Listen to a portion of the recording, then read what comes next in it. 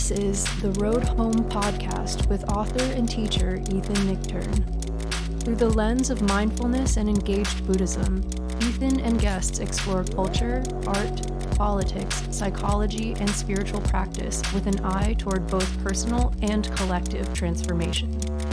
For more information, visit www.ethannichtern.com.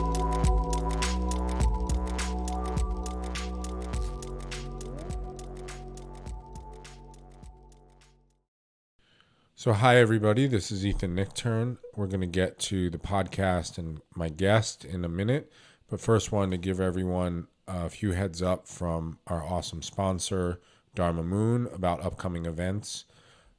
First of all, I really like this. Dharma Moon just released its first online, go at your own pace, video Foundations of Mindfulness course. And it's called Foundations of Mindfulness, Cultivating Gentleness, Precision, and Letting Go. It's a complete video online course taught by David Nichtern, Buddhist teacher David Nichtern, and it's a culmination of his many years teaching mindfulness meditation, working with students, and it's now a concise and affordable on-demand course, so whoever downloads this can go through it, get a really, really good basis in mindfulness meditation practice and develop a practice on their own. Makes a great holiday present. It's only, I think, less than $20. So if you can find a person in your life, partner, spouse, mother, adult child or teenage child, coworker, boss, who you think could use a really good and accessible and in-depth introduction at their own pace to learning to practice mindfulness meditation. You could buy it for them. You could buy it for yourself. It's a really nice and really well-produced course. So if you want to check that out, you can check out the Foundations of Mindfulness self-paced online course at dharmamoon.com. Great holiday present.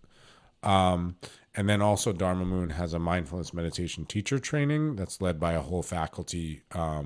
David Nichtern is the head teacher. It's a 100-hour mindfulness meditation teacher training, and it teaches, and you'll learn how to teach groups, how to teach individuals, and it's a really great teacher training program, and it's open to anyone with a meditation practice. So check out dharmamoon.com for those offerings. Also, the Yearlong Buddhist Studies program.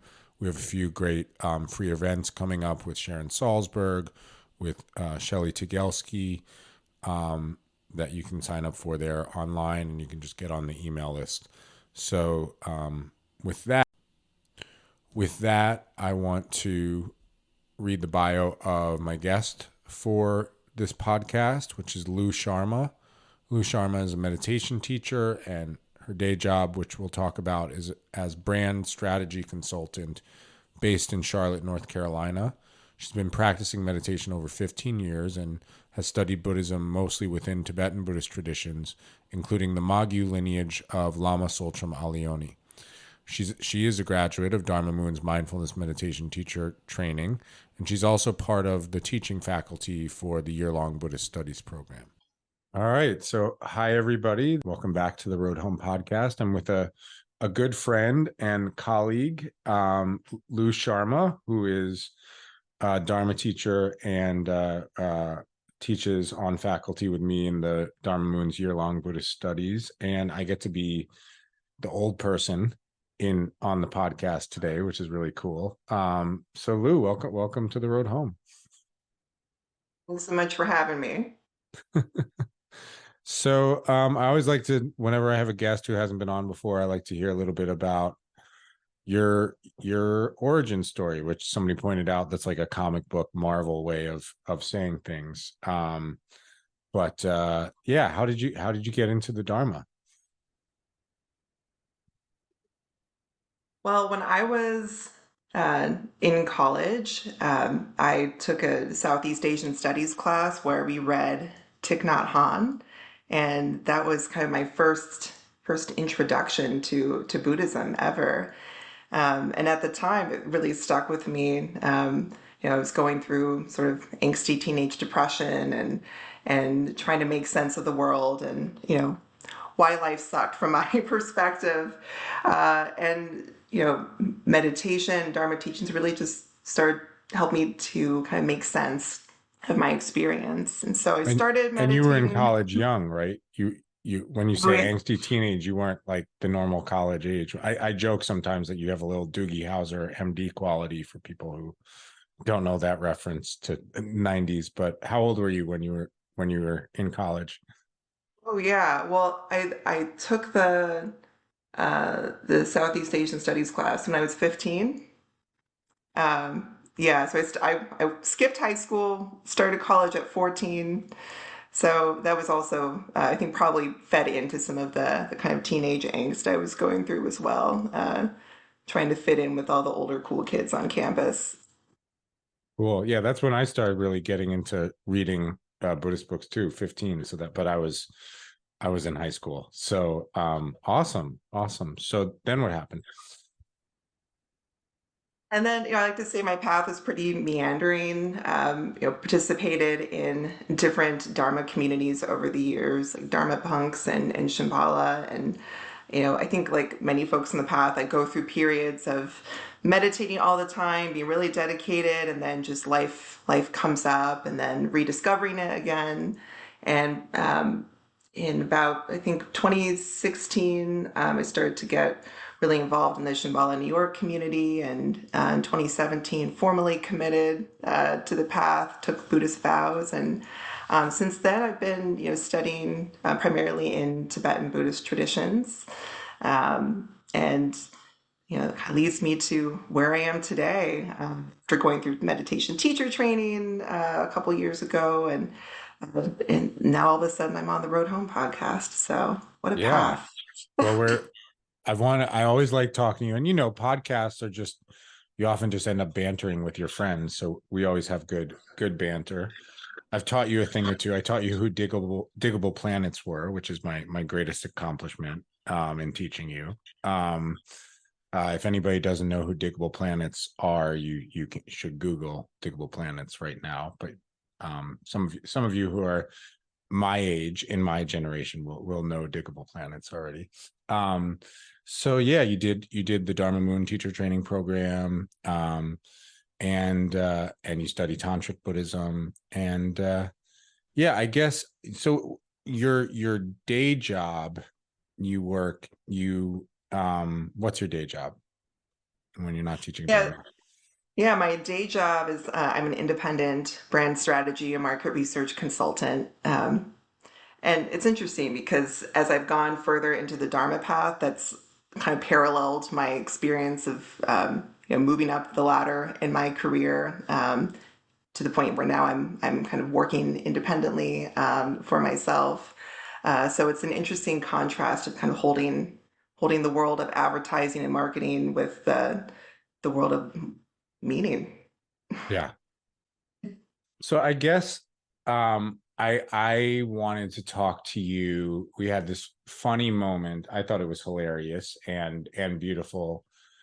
First of all, is it okay to be funny? That's an interesting question right now. But this was at the beginning of the pandemic, right? When I think most people were struggling to cope, like the first couple months of that, I guess, Yeah. post-March period of 2020. And you sort of invented an ironic and sarcastic, but also very real spin-off of the meditation, rain, right? Which is a way of working mindfully with our emotions. That's taught by several insight teachers, more widely popularized by Tara Brach, I guess. And so we had this joke going that you started about a meditation that's like rain, but was a way to get through Rain. drain meditation with a D, right? So what was drain meditation? Yeah, so drain meditation originated from, you know, me struggling with my emotions, struggling with meditation practice in those early days of the pandemic, and this was the point in the pandemic timeline when we weren't sure what was going on, how lethal COVID was. My company had just had half the folks put on furlough, and I was going through a lot of personal stuff, going through divorce and whatnot. And my practice one day was just like I couldn't even get to the cushion. I was just laying on the floor with a glass of whiskey neat, just in my feelings. And I think you'd ask me like, "Oh, how's your practice going?" And I'm like, "That is my practice at this time on the floor." Right. Not even on the rocks for your whiskey, just neat. Yeah. Just neat. Yeah. It's interesting they call it that because it kind of feels like the opposite of neat, right? But It can get messy real quick. whiskey messy is what they should call no ice and no water. So yeah, I mean, this led to a funny sort of joke in between us. We never figured out that. So RAIN means recognize, allow, investigate, nurture, right? Beautiful kind of, contained, sober, mindful way of meeting our difficult experiences, difficult emotions. So we never quite figured out the acronym for DRAIN, did we? I can't remember. That is it, right? Drink, recognize, Right. accept, Right. investigate. Sure. Okay, so there's just an extra D. So yeah, I guess, I mean, this is another part of, so we're 3.5, maybe even more than 3.5 years after that now. And, what interesting thing that happened earlier this year was that the global pandemic was declared over actually by the World Health Organization, which I thought was this huge moment because that meant it wasn't at pandemic levels anywhere, but nobody seemed to care when that wasn't like a dance in the streets moment. And it felt like it wasn't because the world's just like completely on fire with other things now, and then obviously since, this fall and since October, it's felt, even more kind of in this awful place. So, one wonders if it's even okay to, make a joke in that space. But I sort of feel like, I don't know how you feel about humor in, awful times, but I guess that was a funny introduction to the idea of what we do to cope with the world on fire at, personal ways, personal practices, personal strategies, which I guess sometimes strategy is an anti-practice, right? It's a psychological term for like things we employ that aren't actually particularly healthy or mindful sometimes, right? So, yeah. So your relationship to drinking has evolved since then, right? Oh yeah. Yeah, I stopped drinking January 1st of this year, and it's been an awesome experience doing sober life. And it's funny because I, although I invented Drain, I guess that gets to be my contribution to the Dharma. I've only ever actually truly done that practice just like a couple of times. Because the funny thing is, and I think what Drain is really about, I would say, it's not so much about, boozing it up in meditation practice. And I really hope that's not the takeaway that folks get from this conversation. But it's more about bringing everything into the scope of practice and awareness, right? Including the strategies, to use your term, or the bonds that we have to the things that help us cope with the suffering of life. And I think in turning awareness toward that creates some space to start to change relationships, or at least help us to view those strategies a bit more critically. Yeah. I mean, it's so interesting to look at all the little things we do, right, to just deal with the world being on fire or life just being hard. That was a time of, I remember my advice to you being just make sure to do Drain after 5 p.m. If you're doing it before 5 p.m. Right. But all the little things we do to just get by, that are not necessarily, it might be related to food. I talked in last episode about social media, and might be related to, binge watching, I don't know if you have a binge watch thing. I'm finishing up Schitt's Creek because I never made it through the whole series right now as my fall asleep show sometimes. I've heard Gilmore Girls. A lot of people watch Gilmore Girls. Never got into that one. Do you have a binge watch recommendation for like coping? Not necessarily for like high art, Well, I'm behind on Selling Sunset. That's Okay. pretty fun to binge watch, and then also Great British Bake Off. Oh yeah, that's, I mean, Yeah, very soothing. very soothing. That's just, but that's like very dharmic to me. It's just faith in basic goodness. So yeah, I mean, I'm thinking of the Shambhala reference to the cocoon, as this sort of way of translating ego as kind of a comfort zone. So I wonder how much of this has to do with like, how much cocooning do we need, and do we need more of it when the world is on fire? Do we need to like shed it and just deal with the kind of discomfort of being present, and maybe, not maybe, actually trying to take action on behalf of trying to make the world a better place? Or like, what's the function of the cocoon as this kind of like necessary hiding place, but also necessary to grow out of, way of looking at our sense of self comfort in these times? That's a good question. Um, I mean, in terms of what to do about the cocoon, I think the first step is to just see it and acknowledge that for what it is. And along with that, when this question comes up of, like, how do we deal with the world on fire, or how do we deal with big emotions and horrible things happening in our lives, it feels like there's, do we need a cocoon? It feels like there's almost a subtle judgment of the situation that, like, whatever is coming up is not an okay experience to have, and it needs to be fixed. And I would say, I think just the first step is just really having the experience. Right.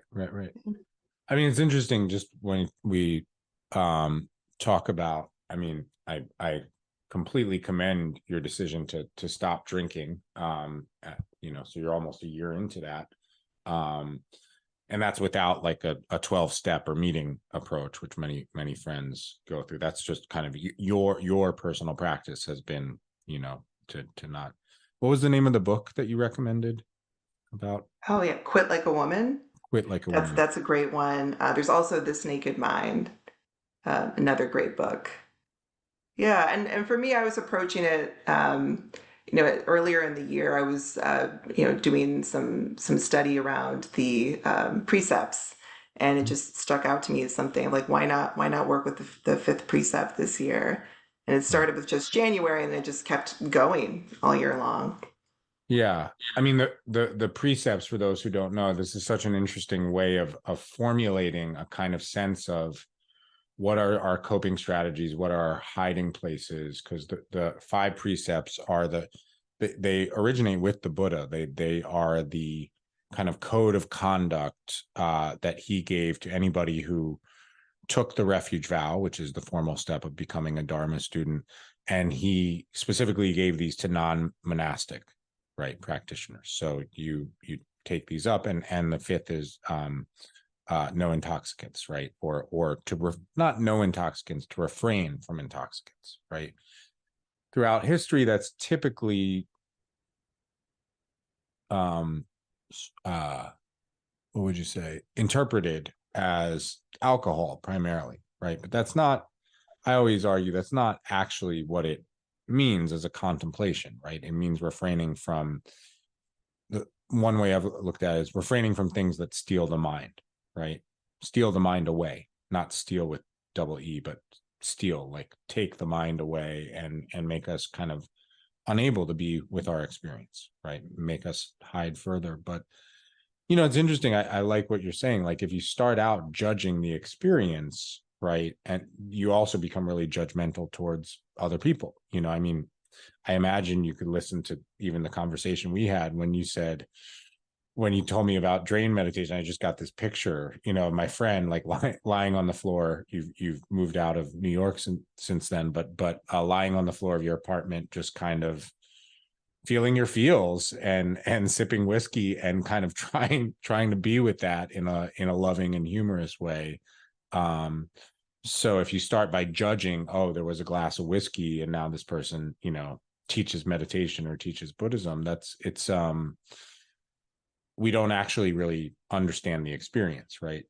That seems to be, there seems to be a take on discipline or conduct or ethics that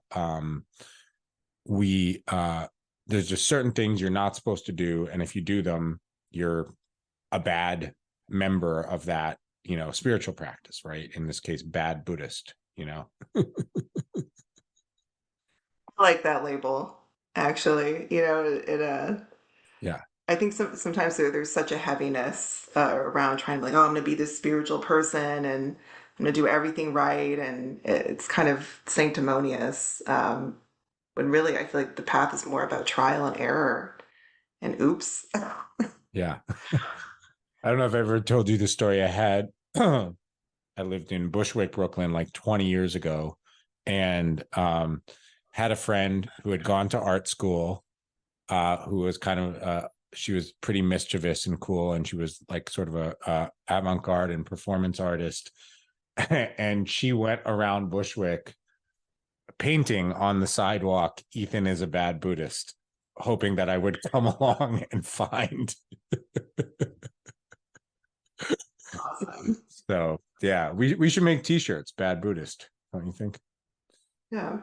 I mean, yeah, I think what are we actually going for there? It's like what is the point of actually looking at what our mind does to cope with difficult situations? That's an interesting question. Like, what did you come to find with drain meditation? Interestingly, when I really examined dream meditation in the moment, I saw that, okay, this was a bond that was helping me to, or that I perceived to be helping me to take the edge off of the situation, to be able to deal with life, or at least that was the story in my head. But when I looked really much more closely at that actual coping mechanism, and asked, like, is this really delivering what I want it to? I realized it actually kind of wasn't. It was just making me a bit drowsy, um, a bit dull, a bit sloppy, gave me a headache later. And that's what eventually led me to dropping the D from dream meditation and just doing rain. So I think there is something really powerful about trying to examine, critically, and by that I mean really investigating whatever those coping strategies are, their impact, um, and seeing where, maybe there's a disconnect between what we want it to be doing and what it actually is. And then of course the question is, what are some other ways I can give myself the space or the comfort or whatever it was that I was seeking in that coping strategy. Do you find that energy, the D energy, meaning the drink energy, has to go elsewhere? I mean, like I've seen people who are in 12-step programs who drink coffee out all hours of the day and smoke more cigarettes than I could imagine a person smoking. So it just feels like the energy has kind of transposed onto a different coping strategy. So like, where does the energy of the D go when you're no longer D'ing? If that makes sense. Yes. Because there's the D's got to go somewhere. Yeah, that's, I think, anyone going through any kind of recovery or behavior change. You have to think about what you're going to replace it with. So yeah, I mean, for me now, caffeine, that's my biggest addiction at this point. Um, but yeah, I mean, for me, it's gone into, fortunately, it's gone into healthier places like cycling and yoga and actually just allowing just more spaciousness in meditation practice. But that's a great point. Like it can go somewhere else, and so then it kind of becomes a game of watching how one form of shenanigans turns into another one as we try to run from the experience of pain. shenanigans. Yeah, it really is. Heard somebody use the phrase samsaric shenanigans. I can't remember who that was. Was that you? That was you, yeah. Yeah. So you love the word shenanigans. I do, because it's kind of it's a lighter way, Is it an Irish word? It sounds like an Irish word. Where does that word come yeah, from? yeah. I think it is an Irish etymology. But yeah, I think it's just kind of a lighter way of, instead of it being like, oh, I have these bad habits and this is so like Mhm. weighty and heavy, and it's just, you know, it allows me to zoom out a bit and realize, uh, I'm just taking the attitude of like, oh, am I up to my old tricks again here? Right. Yeah, yeah, because I think, life is long, and if we get really, really heavy and self-judgmental, self-aggressive about the things we struggle with, because everyone's struggling with something, it makes it harder for us to be able to see our habits and meet those difficult moments with compassion, and that's ultimately what's going to move us past the not so skillful coping strategies. So, okay, so I coming into kind of like the mindfulness Buddhist world in the mid late 90s and then starting to teach in the early aughties, which I guess that is actually the name of the first decade of the 21st century, right? What a weird Please. name. Um, like there were certain things, I perceived about sort of where mindfulness movement didn't exist then, but just sort of like people interested in these practices and communities, like where that was at then. And it's hard to figure out like how long an actual generation is. I'm at the tail end of Gen X. I think you're technically are you right smack dab in the middle of the millennials, or are you late millennial? You're right smack dab in the middle. Okay. Yeah. Um, so when you were coming into like Buddhist spaces and meditation spaces, I mean, what did you perceive the lay of the land was in the mindfulness world? I mean, a few things about you. You're a young woman. You're multiracial. You started college when you were 14. That feels like a formative Doogie Howser experience. So, given uh, those experiences, like what did you perceive about the meditation, mindfulness, spiritual world, when you came into it? Because it's interesting. Like I'm not 30 years older than you, but I feel like I am like a slight generation above you. So I just want like the whippersnapper's take. Yeah. Well, I think about like the organizations I first kind of came into contact with, which would be Dharma Punks, the Interdependence Project. And what stands out to me thinking back to those early experiences, um, you know, those were spaces where what was so powerful about them was you got the sense that everyone in those spaces is kind of struggling with something, right? Like people don't usually come to the Dharma because their life is so awesome they can't stand it. You would have better things to do on a Tuesday night, right? Exactly. And there was something that was just so, I don't know, welcoming about that. Like, wow, like a space where I can be here, be with the messiness of my mind, and I can speak openly about that. And that's held with care and without too much judgment. It's really the communities at that point. It seemed like just people just trying to figure out like how to make sense and move through life with a little bit less pain. Yeah. I mean, that's an incredibly hopeful and optimistic, like sort of like beautiful take on those communities. And I do think that sometimes that gets lost, that to me was the primary experience of, any of those communities, is just people actually trying Sangha, right? People supporting each other, trying to figure it out. I think the year-long Buddhist studies program has a lot of that as well, and I think that's why people stick with it, even though it's online, is we form a room together, which is kind of an amazing part of the new era, and really support each other. But what did you see that was missing? Or like I'll give you an example. when I was doing classes in the Shambhala community, like I would, a lot of times when I would take classes there, I would come home from college and, take a, 6-week class at the Shambhala Center in the summer. And I was the youngest person in the room by 20 years, every single time. There weren't, and it confused me because, like my parents were both 22, 23 when they met Chogyam Trungpa. Everybody, when they started studying, was in their, early mid-20s. So that was one thing, for example, that I noticed when I started, trying to study meditation and mindfulness a lot. What were some of the things that felt like that were missing to you, or not Mm. being addressed? Oh, well, you know, uh, I think diversity, certainly that's one issue, particularly when I was participating in Dharma punks in Colorado, pretty white area. Yeah, I think, there's definitely that, and also with respect to age diversity, as well. I was also often the youngest person there. I think in the Shambhala community in New York, that was probably one of the more diverse sanghas I ever participated in, and there's also queer community there as well.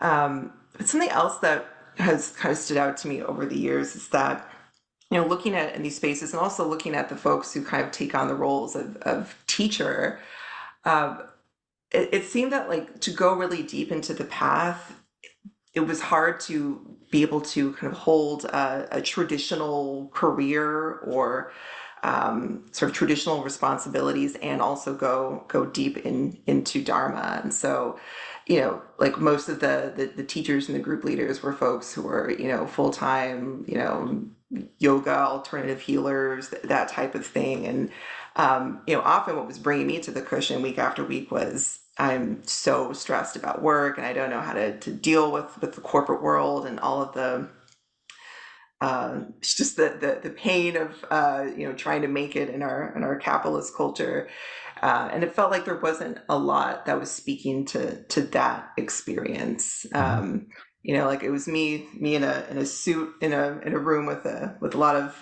hippies. It's kind of the vibe sometimes. I love them. I 21st love them century. all. Yeah, Yeah, yeah. yeah. I think they're now called spiritual influencers, but yeah, hippies. Oh, yes. Yeah, let me update the terminology.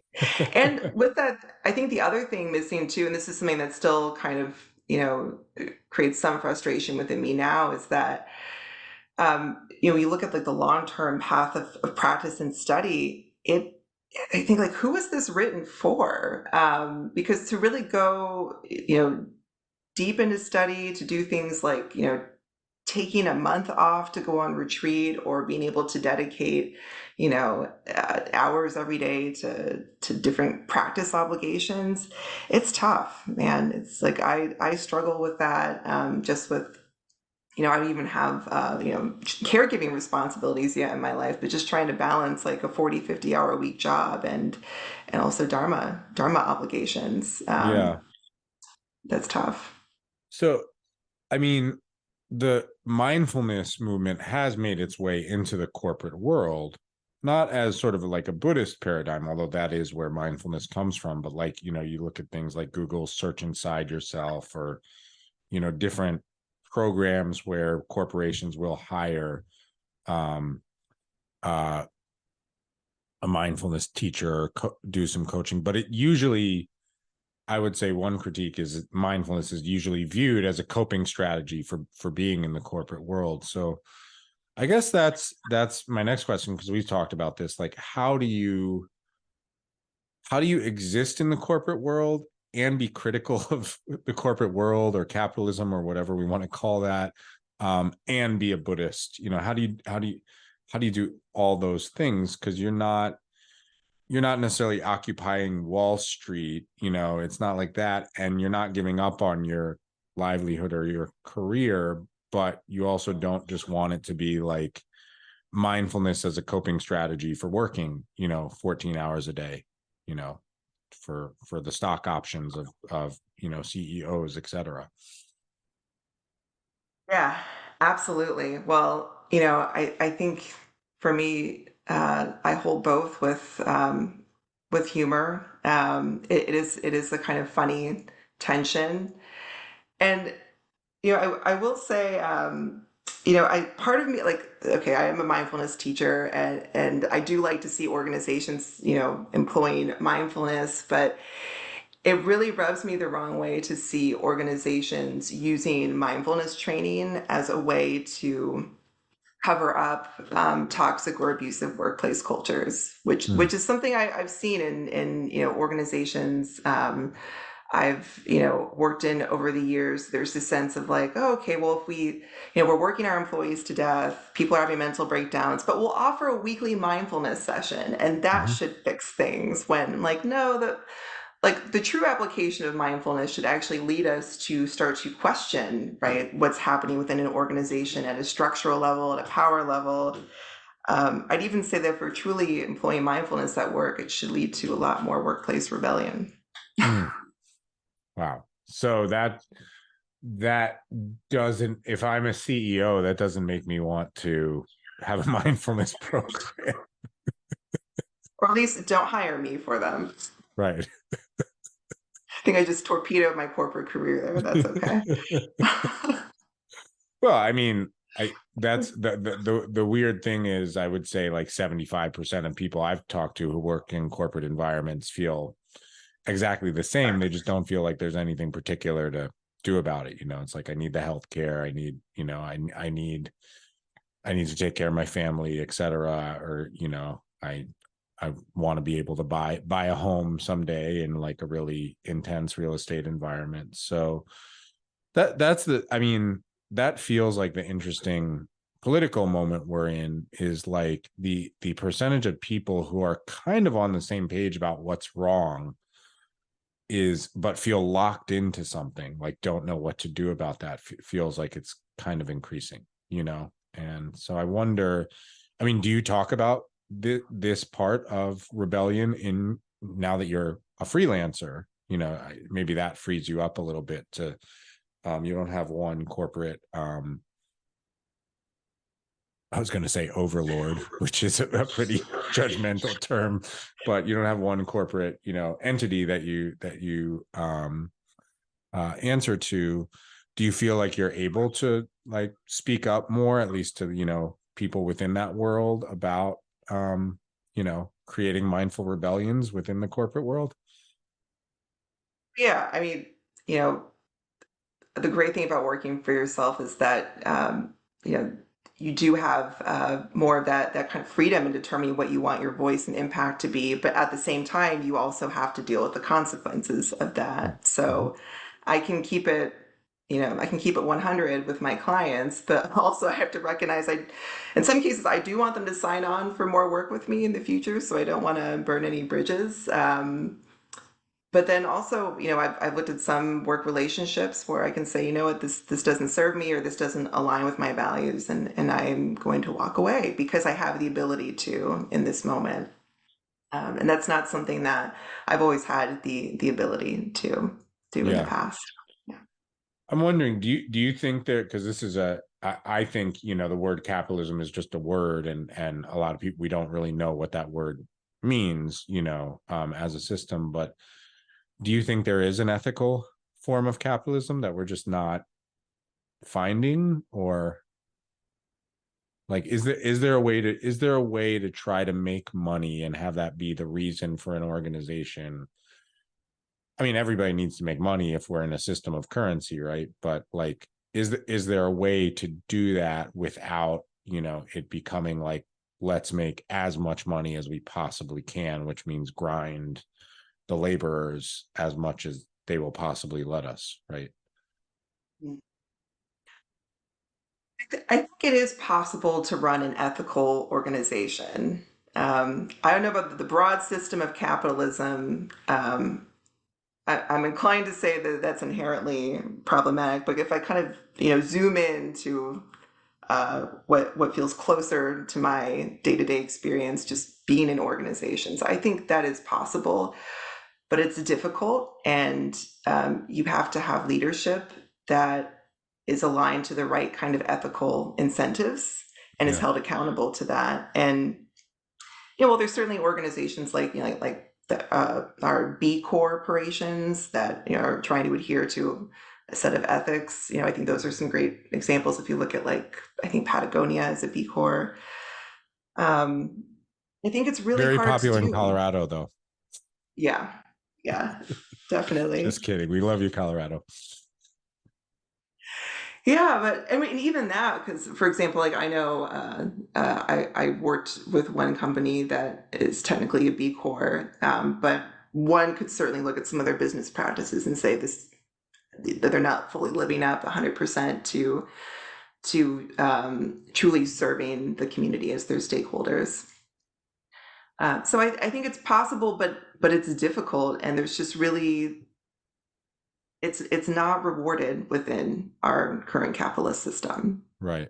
And just saw a report just came out which verified the most obvious thing to anybody who was paying attention, with inflation being now coming down, that it was way underreported the degree to which the determined factor in inflation was just price gouging on the part of large corporations, where they just said, their input costs may have gone up a tiny bit, and then what they charged their customers went up astronomically, right? And then it gets blamed on politicians, but the media just reports it as, oh, inflation, we don't know what's going on.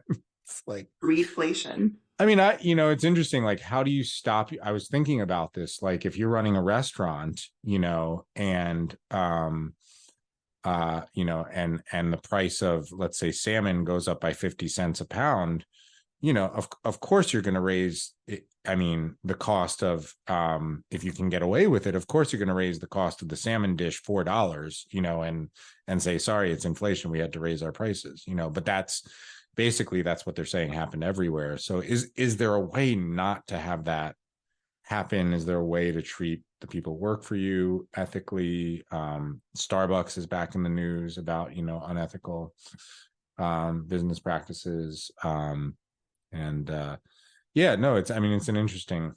It's an interesting question. Like, can we actually, have a corporate culture without a grind, and without it being like, I need as much money as I can possibly squeeze out of people? I think you and I are two people who want to make good livings, right? Yeah. Definitely. And we also don't want to, abuse people to do that. No, as never. well, right? Yeah, we have limits to the amount of money we're willing to work for, right? Yeah. It makes me think. I think that the key to creating an organization that is going to be more ethical, that's going to treat people well. I think the mindfulness interventions need to not be for the frontline workers, and probably needs to be more for the leadership. Like, put the CEOs through a mindfulness and ethics boot camp, or invite them to the retreat or to the weekly session. I think that would probably affect greater change within an organization, really. Yeah. That's the interesting piece of the puzzle, right? That, mindfulness, which again, I keep saying mindfulness is, I love secular. I think Buddhism is secular to a large degree. But, starting with John Kabat-Zinn and others, they really felt like the mindfulness piece was the portion of the path that could be most presentable to, a scientific, secular community, because of how oddly religious, the United States is, it says, in God we trust, on our courts and on money, right? So you have to present something that's not like, oh, this is a woo indigenous Eastern, spiritual religion. But and I think it was, brilliant to get people interested in mindfulness, but in doing so, there is a partitioning of the teachings, right? It was never, the Eightfold Path was never meant to be parsed. It was, these were the eight. You practice all of these, right? That was the Buddha's recipe. It'd be like, just make a cake with the sugar. It's like there's other ingredients in there. So, yeah, I mean, the like right action, right livelihood. I mean, it'd be really interesting to get if that could be taught. And also, I think I've always wanted there to be studies like the same way they have studied like mindfulness-based stress reduction, study the psychological effects of actually practicing the Eightfold Path with, you know, teachers and sangha and all that for a period of time. Like, how would that change a person's ethical mapping? I'm sure they'd be subtle shifts because, you know, Buddhists, we can still be jerks and greedy and all. We don't lose our human deficiencies instantly at all, or even in one lifetime. But that'd be really interesting to do it, like study of people being on the path. Like, does this actually transform your lived experience, but also your ethical way of being in the world too? I mean, in my experience, the path led me out of corporate America, at least, formally. Yeah, because I think once you apply mindfulness or your willingness to be present with your experience, that extends outward to all the arenas of life, and it becomes difficult to overlook where we see injustice, where we see wrongs. And that's why I say, the outcome of a mindfulness intervention at work can be rebellion. Right. Right. I wonder if that's ever actually happened, that people did a mindfulness program and then turned into like, we're not going to take this shit anymore. I mean, I've done that. It's just me. Right. Yeah. Do you think if you're going to teach mindfulness or Dharma in the workplace, do you think you have to just kind of, can you say this is what I'm going to do when you get hired, or would you have to kind of plant the bomb stealth-wise, plant the rebellion without telling the people who hired you this? I'm going to get your people to rebel against this paradigm. Hey, I'm teaching the tools, and where people take that's up to them. Mindfulness can be applied in many different ways. Yeah. Well, it's also about, right, I mean, the purpose is happiness, right? So that's the other thing, is like, I do think people get drawn towards happiness, right? And which doesn't necessarily mean like toxic positivity. It just means, oh, that person feels kind of balanced, right? So if the corporate world is not making you happy, and then somebody comes in who's like, not necessarily a care bear, but like, has a little bit more like, oh, this person seems a little bit more grounded, and they're not engaged in quite the same level of this grind.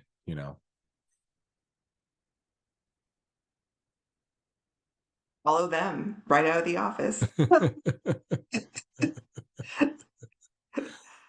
Yeah. But then, I mean, people need this. We still need the organization, right? True.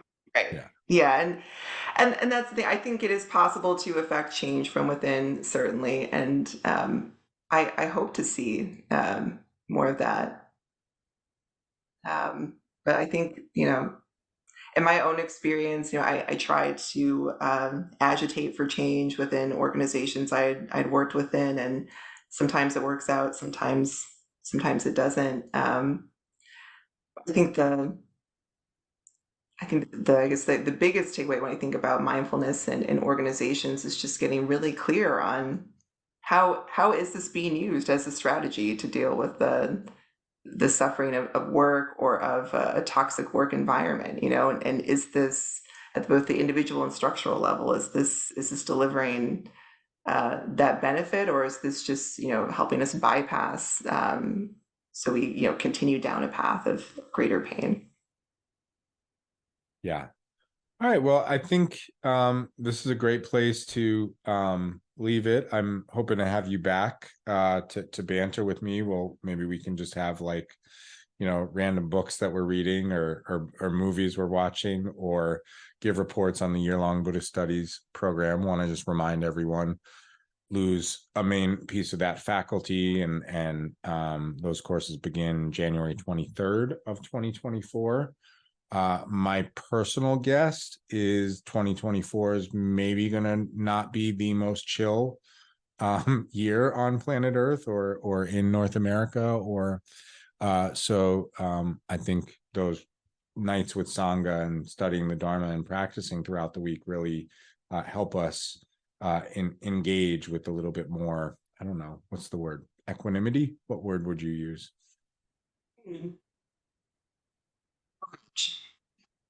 What was the word? Sorry. Courage. Courage. Yeah, that's a good one. Courage. Yeah. And you can find Lou there. Her handle on Instagram, which I basically in the last podcast said don't go on, but I love social media, is at heart.core_meditation. And you can find her there, and hopefully in a future episode of the podcast and on the Dharma Moon website, or if you want to visit the great state of North Carolina, where she now resides, one of my favorite states, possibly my favorite purple state. And Lou, thank you so much for being with me today. For having me, Ethan. Always a pleasure to banter with you. Banter. Yes, that's what podcasts are for. All right. So for the Road Home podcast, this is Ethan Nichtern. Thank you all. We'll see you next time. This has been the Road Home podcast with Ethan Nichtern. For more info, visit ethannichtern.com and dharmamoon.com.